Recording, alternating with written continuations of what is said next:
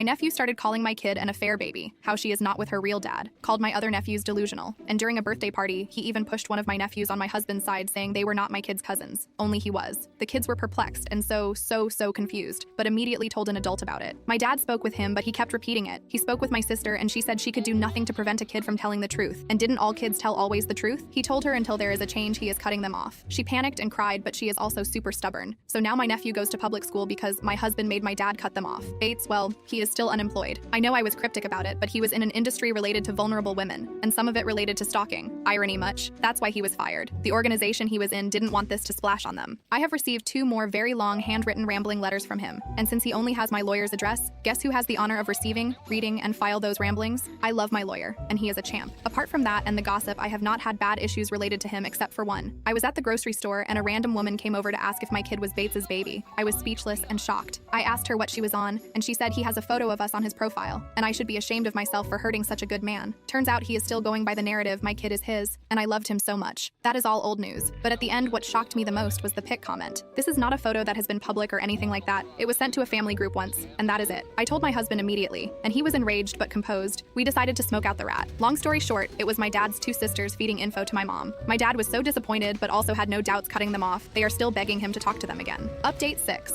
My brother and his family are doing great. We see them a lot and have been in some family holidays. They are also NC with my mom and sister. My SAL is actually super happy about it because it turns out she was not a fan of our mom, but kept the peace. My in-laws keep being lovely as well. We allow MIL overnight babysitting now too, and she is over the moon with it. Sometimes she has all her grandchildren under the same roof, and they are all delighted to be with her. She is a former flight attendant, so their favorite game is to pretend airplane. Overall, they love her, and we know she is good without kids, so we not worry. She had to make her socials private because my mom kept stalking her. I am sure she is extremely jealous, but she made her own bed. Lastly, my husband keeps me sane whenever little things come up. We are thinking if we should have another baby, or maybe adopt one. We are still undecided. We have a great support system and the privilege to have these conversations. I still miss my mom a lot. I sometimes cry when I realize there are milestones I can no longer share with her, but she is a bad person, and the safety of my family matters more. Last fun fact, this Father's Day they actually went camping. It went great apart from the mosquito bites and some ill-placed sunburns.